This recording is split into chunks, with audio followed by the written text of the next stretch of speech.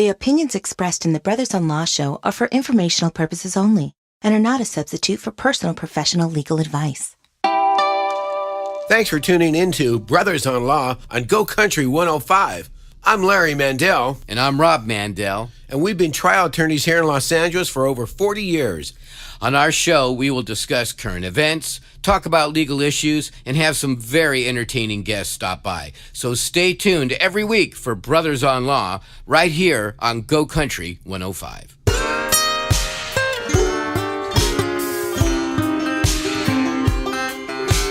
Brothers on Law. All right, welcome back to Brothers on Law. I'm Rob Mandel. And I'm Larry Mandel. And a big shout out to Debbie, the mortgage mom. What a great show. We love coming after her. And hey, Larry, do you remember the first time that someone told a big lie to you? Besides me. Girlfriend cheating on me. How'd you find out? You know, I can't remember how I found out, but I figured it out. I figured it out from telephone messages. And it was somebody else that was leaving messages and things like that. Yeah. But that was devastating. Sometimes it's hard to know when someone is telling you a lie. And that's why we're excited to have on our show Mr. John Grogan, certified polygraph operator. Welcome to the show, John. Glad to be here. And so, John, you've been on countless TV and radio shows doing polygraph tests. And this is pretty interesting stuff. We have a lot of questions. So thank you for coming in. Thanks. Thank you, John. Well, why don't you tell us on some of the shows that you have been on? In the last 30-some years, I've been on probably every talk show, news show, relationship show. If it uses polygraph, I'm the one in the Hollywood area, so they all use me. Great, good stuff. And by polygraph, of course, we mean lie detector, right? Yes. All right. So background information. How did you get into this, John? I was doing regular private investigation work in the 1970s, and there's 58 counties in California. In the 58 counties, there's about 10,000 private investigators, and there's only about 50 private polygraph examiners. Wow. So I was getting a lot of call for that and decided to make that my full-time specialty.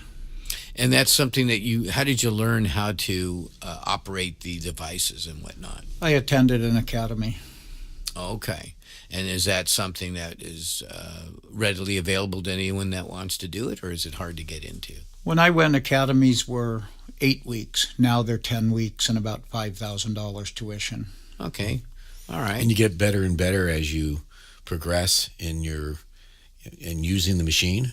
More experience, yes.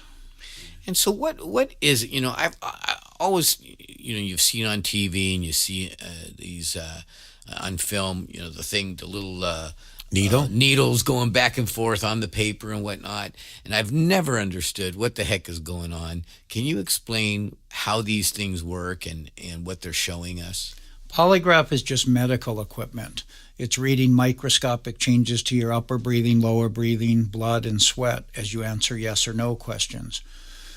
The questions of importance are surrounded by questions we know you're telling the truth. Do you live in California? Is today Monday? Is today Sunday?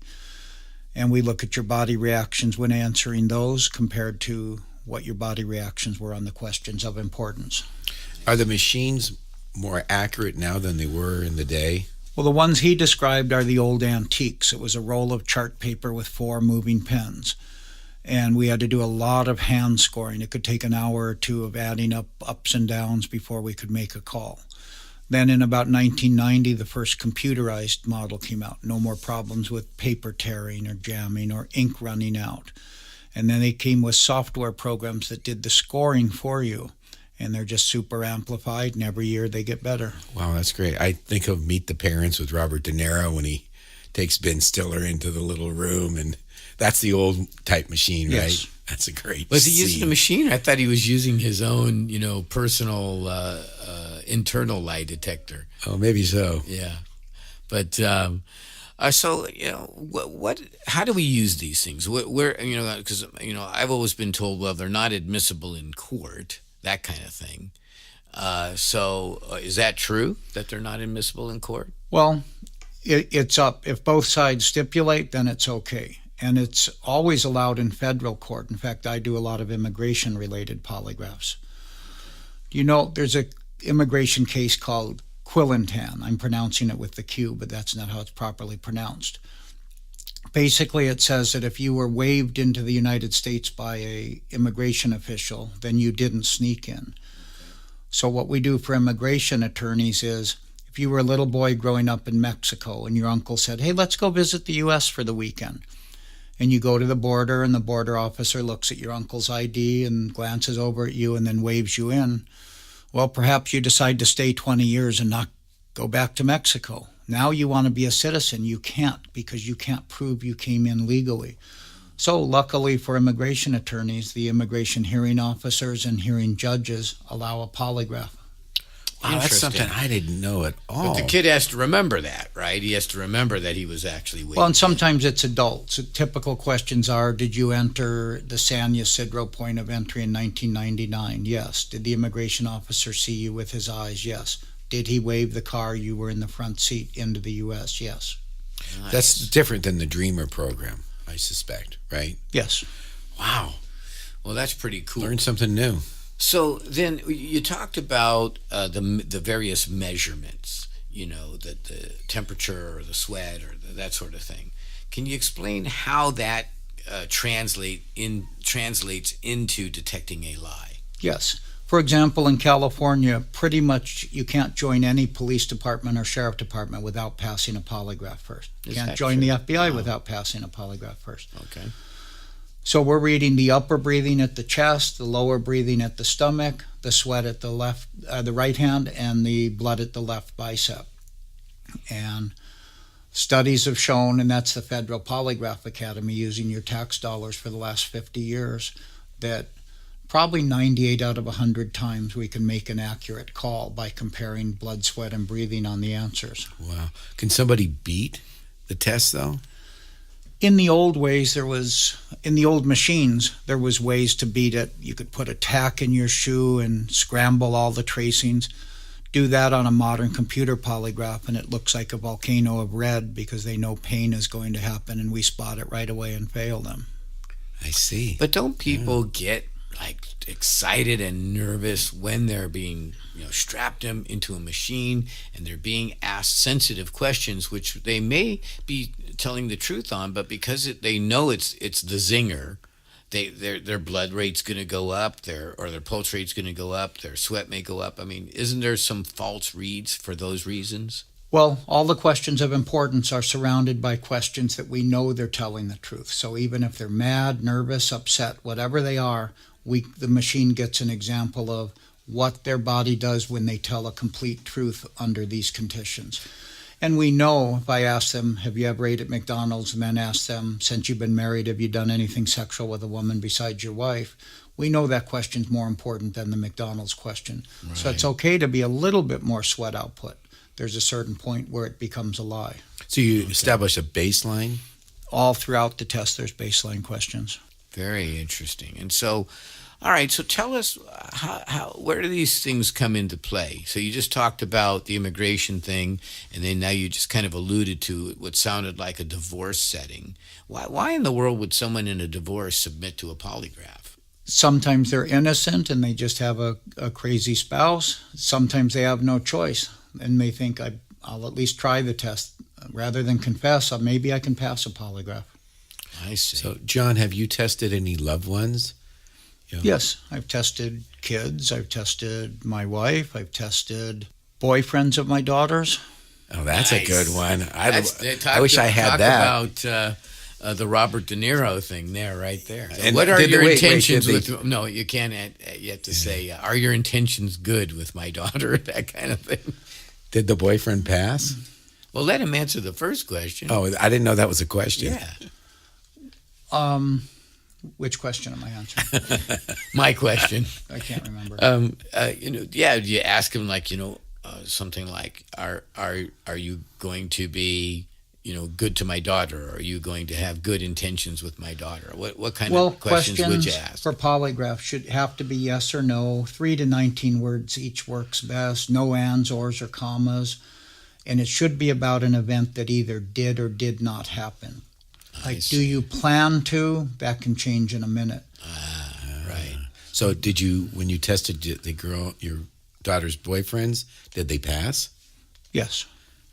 Okay. And what would you be asking them? Well, we try to make them calm by at the start telling them, look, I'm just doing this to protect my daughter. Here's an easy way to look at it. If I ever hear you made my daughter cry, I'm going to make your family cry for a year. And then they take it very seriously. So we normally ask, any prior girlfriend did you ever do such and such with? And we look for the truth. Wow. That's something else. Were you ever physically abusive to one of your girlfriends? Something like that? Yes. Okay. I like that.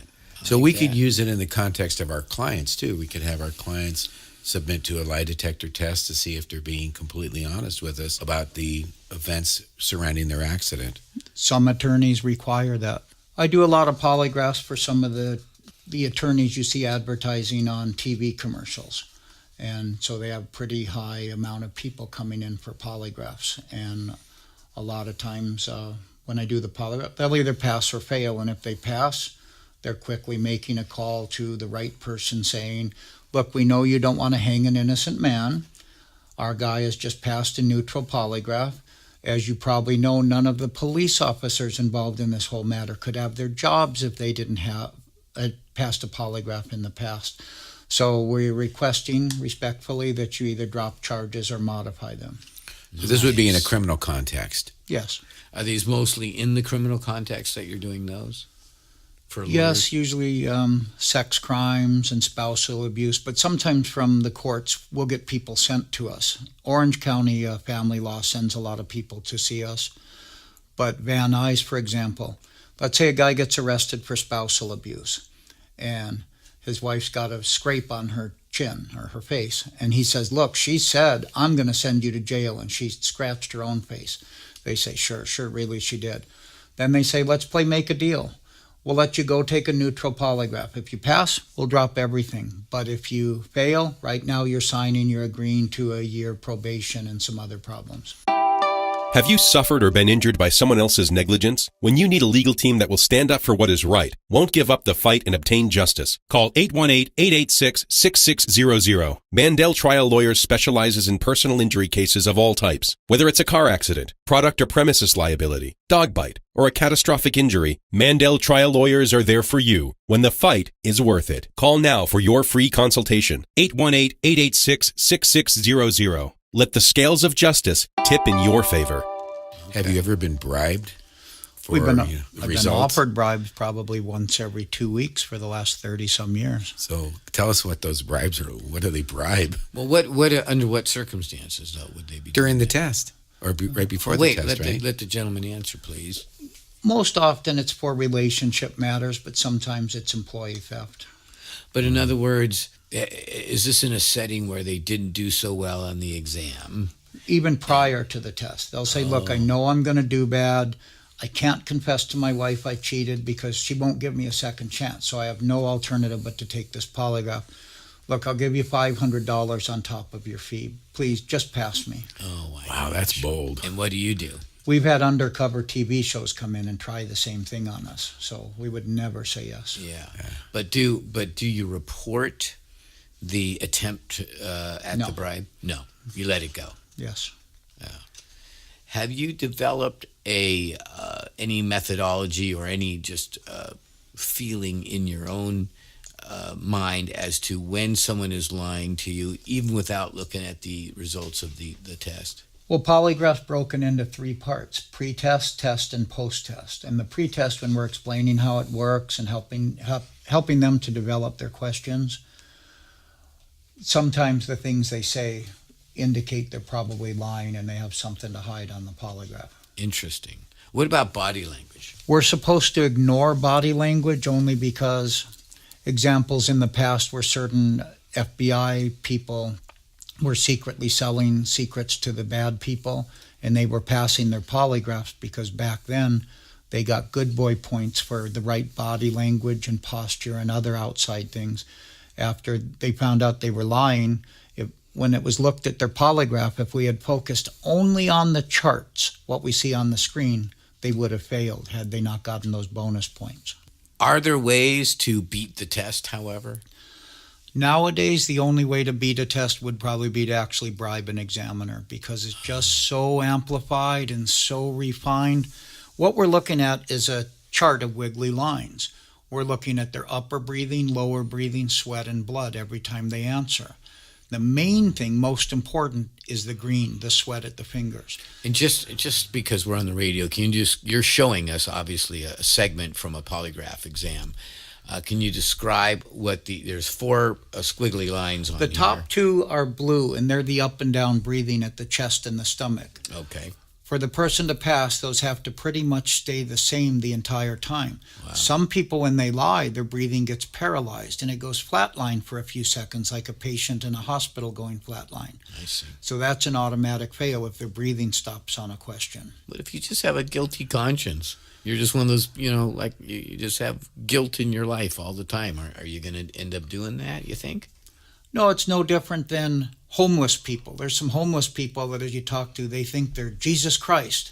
If you polygraph them, are you Jesus Christ? They would pass because they're not lying. It's also not true, but they're not lying. They believe what they're saying. Okay. And the next line is the sweat on your fingers. The That's most green one. important is the sweat, and it's so important that the military has portable polygraphs they use in the jungle and the desert when they capture somebody to see if he's really a farmer or a secret soldier. I didn't know that. They only do the sweat. That's how important it is. We're Larry and Rob Mandel, the brothers-in-law, here on Go Country 105. Do you have a legal issue you need help with? We want to hear from you. Find us on Instagram and send us a message. Then tune in on Saturdays at 8 a.m. right here on Go Country 105. What are the cost of these machines? A regular polygraph instrument, there's 4 brands. They're about $5,000. What you get fits in a shoebox. I see. So Does that include all the software and all that kind of thing you were talking about? Software, attachments to the body, and a converter box. So, John, let's say I had coffee, which will make my hands sweat more than not having coffee. Will that throw off that middle line there? No, it'll make you do that on all questions. We're looking to see if you have an increase on the questions of importance over the is today Monday type questions. I see. And then the last line is the blood flow? Blood pressure at the left bicep. Some people, when they lie, their blood pressure goes way up. It also lets us know if they move, because the most important, the green, the sweat, it'll go up big if they lie, but it'll also go up big if they move. So they have to answer yes or no with their mouth only, no head movements at all. I see.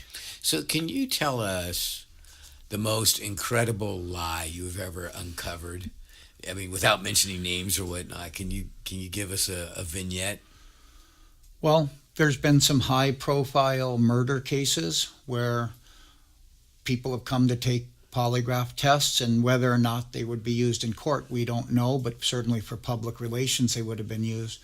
Every single one of them that you can name in the last 20 years has taken polygraphs and failed, and that's why you didn't hear about it. Oh, wow. So why isn't a polygraph admissible in court then, or is it? It depends. New Mexico, as an example, complete allowing. Oh, it does? Yes. But other states, it's only by stipulation. Right, and is that the case here in California? Yes. Okay. So when we're questioning a witness, John, let's say it's an adverse witness to our case, what can we look at other than having, obviously, a lie detector machine with us? We don't know. We wouldn't recommend anything other than a real lie detector test. I see. And how long does a test take?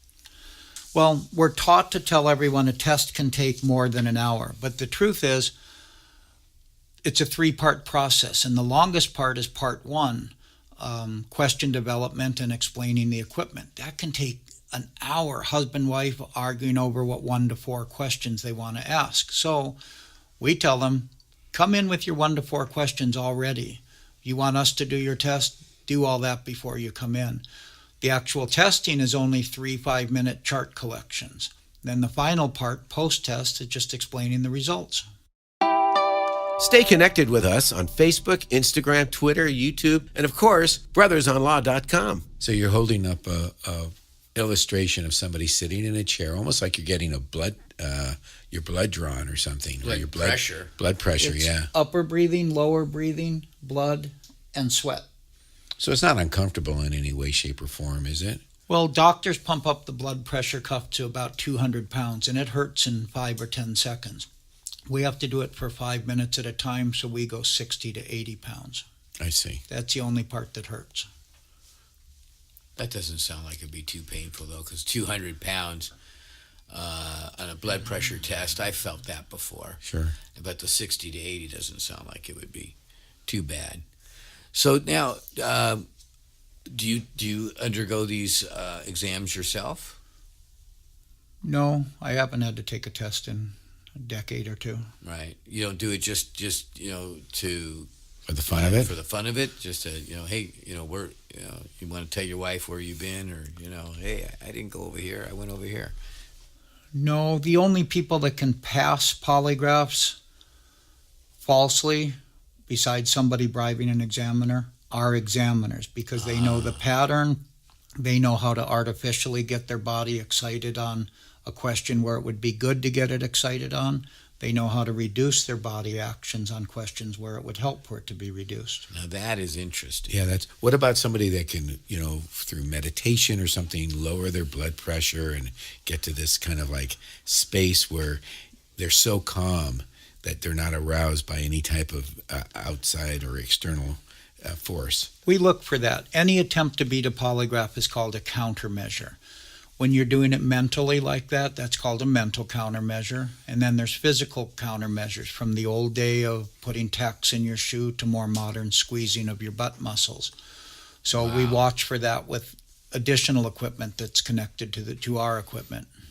So no squeezing of your butt muscles. Right. I'll remember that. Yeah. So, who pays for the test? Now, I'm still confused as to why a husband and wife would do these polygraphs, though. But let's say they do. What does it normally cost to do a test? In Los Angeles County, where we have the most examiners of California, you can get them under $200. The same test in some other counties is $400 to $600. I see. So that's That's still inexpensive. reasonable. Yeah, that's But okay, but relatively explain inexpensive. then. Go ahead, Rob. You got this divorce going on. Under what setting does somebody say, okay, I'll take a polygraph? Well, maybe not a divorce, but other parts of relationship. A lady will find a condom wrapper on her husband's car floor. Okay. Or he'll see a text on her phone that looks suspicious. And so they'll come up with their 1 to 4 questions regarding those items. I see. So it boils down to they're in a fight. But they're willing to try to salvage the relationship. And one of the ways, and maybe the only way it's going to be salvaged, is if the accused party in that relationship passes the polygraph. A lot of our polygraphs are about confessions. Sometimes somebody will confess, and we find that sometimes confessions only reveal 50% of what they did. If he said he had sex with this other girl 2 times, turns out it was usually 3 or 4 times. I see. And they just want to know how valid the confession is.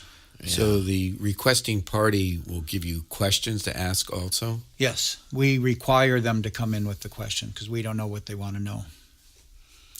Yeah, so it's in a lot of ways it sounds like it's being used for closure or for, just to try to... Peace of mind. Yeah. Huh? And there's some cultures where if you divorce your husband, you're in bad trouble with the rest of your family unless you can show there was valid reason for it. Infidelity Yes. as one, right? Yes. Wow, this has been really informative. And we want to thank John for coming in and sharing all this information with us. Please let our listeners know, John, how they can find you. CertifiedPolygraph.com. Do you have a phone number too, or you prefer the email? 818-883-6969. Another big source of work for us these days is marijuana dispensaries. There is so much thievery at those that We probably once a day are testing for a dispensary. That really is interesting. That brings up a very good question because they're basically cash businesses, right? They'll give $30,000 to their girl to go pick up their supply. Right. And she'll call them 5 minutes later and say, I was at a traffic light and a guy ran up with a gun and said, give me the blue bag of money in your trunk. Yeah. And there's other thievery going on in those places. So is the employee, but the employee's not required to do that. Well, those aren't actually employees at dispensaries. They're volunteers. Yeah, that's interesting.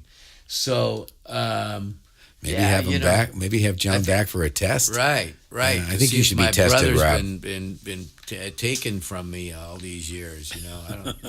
We don't deal in cash though, unfortunately. So, all right. Well, listen, John, we're going to do a little segment we call the tip of the day, and here it is. It's almost summer, and we're all going to spend some more time outdoors, which also means it's flea and tick season.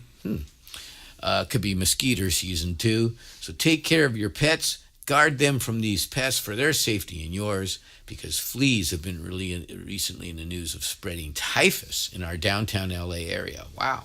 So we want to keep everyone safe, including our pets. So take them into the vet or get that flea and tick stuff on them right away. Yeah, that's a good point. point.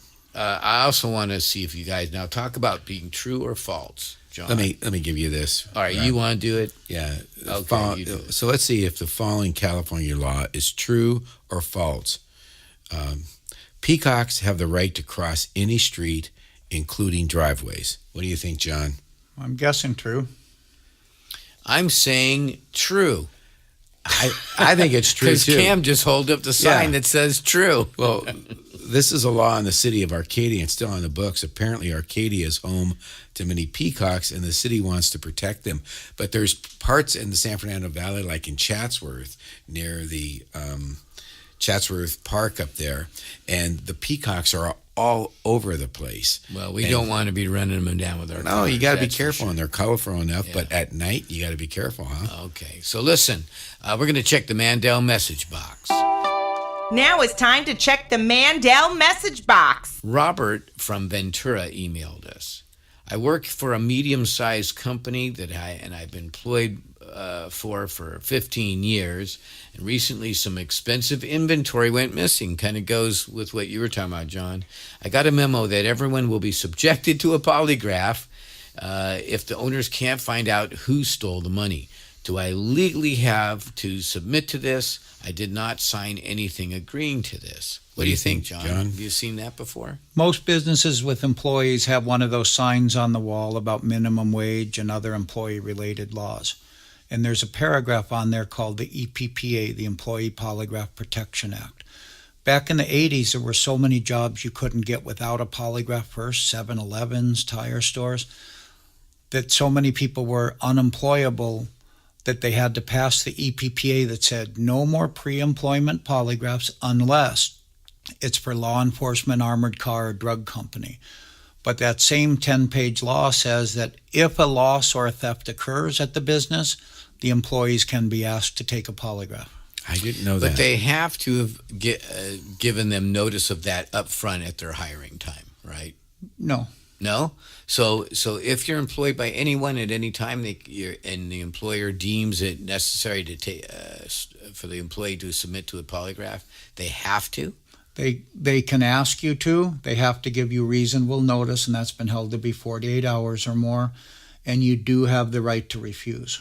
You do have the right to refuse, but then they can fire you if you refuse, I take it. Part of that act says they can't be fired just for refusing. Oh, is that There'd right? have to be something more to it. Okay, but they All have the right. right to refuse. That looks like our time is up for today, Rob.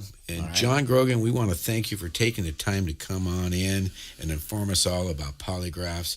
Really, really interesting stuff. If you missed any part of the show or you can find us on our archive shows, Brothers on Law at Podbean, or on our website, brothersonlaw.com. Thanks for tuning in, and join us next week at 8 a.m. right here on Go Country 105. And Rob, Remember, let the scales of justice tip in your favor.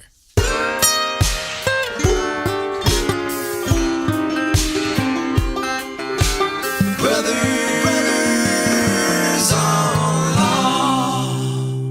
The opinions expressed in the Brothers-in-Law show are for informational purposes only and are not a substitute for personal professional legal advice.